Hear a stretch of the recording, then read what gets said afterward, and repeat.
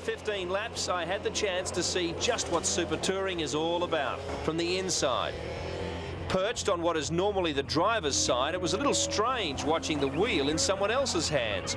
But when those hands have won the championship, guiding a remarkable package of horsepower, torque and brakes, it's really not a worry. It has its moments. We reached a smooth 190 k's in the straight, the only time on this circuit you can use top gear. But the G-forces on that off-canvas sweep, well, and the 90-degree right, heading towards pit lane. Stunning. That's what you've got to go through to become a newsreader. How about the smile on his face? Can you believe that was 1997? Billy still has not recovered from that, and nor, for that matter, has Brad Jones, who tonight is with us in the studio. Welcome back to RPM. Thanks, Rusty. Hey, full gamut of emotions for you, for the Brad Jones team in recent weeks. The tough fire for Carl Reindler in Perth, and at the same time breaking through for your first ever victory in V8 Supercar. Well, if you're ever going to have one burn to the ground, the best time to have that happen is when you have your maiden win, because it takes a lot of the pain away. So it was, tough times, and the accident with Carl was certainly a concern. Just seeing that thing burn and waiting for him to get out of the car was terrible. But then, of course, on the restart, we got an even better start with Bridie and romped away. Have a look at some of this vision we have here of it. It shows the onboard from... That is just amazing on board. I mean, I can't.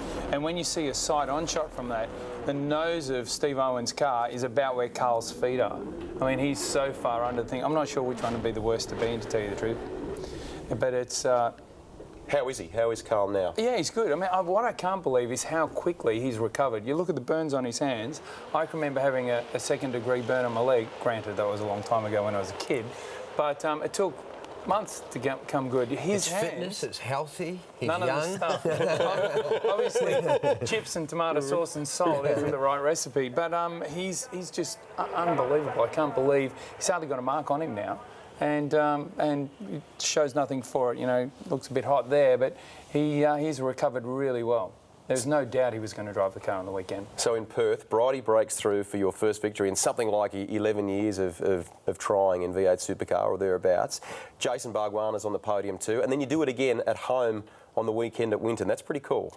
It was fantastic. I mean, we have had another win, which was at the Grand Prix, but JB and I outsmarted everybody. Yeah. But in championship terms, we've got the pace. I mean, it was great to win on our home turf, and we felt Bridie's, he felt on Saturday that we had a fast car, but where we came out was too far back in the pack to get back into that front group to end up on the podium, but we got the strategy right on Sunday, and he was on fire. And that's a big part of it, isn't it? Like, it's not just getting the car right. You've obviously got the car really, really sorted, but making the calls for the strategy to within, I think this is about 4 laps from home.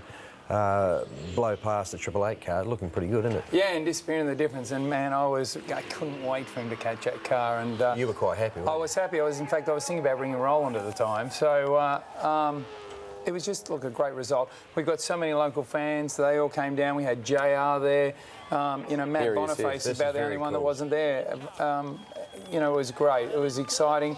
We're all like a big family. We're a small team. We operate on probably half of what the blokes we're beating at the moment have, and it's great. And Bridie is doing a great job. He and JB are probably the 2 best guys I've ever worked with in terms of feel what's going on in the car.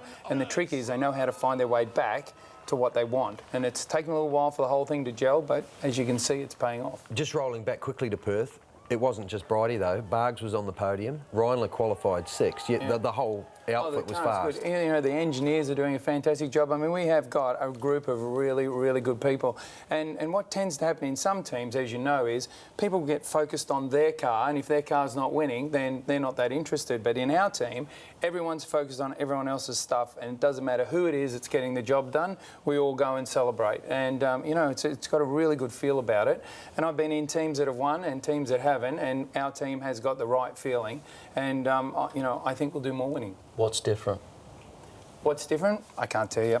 I think... Your bank account. That's a little different. It's very expensive to go racing at this level, Craig.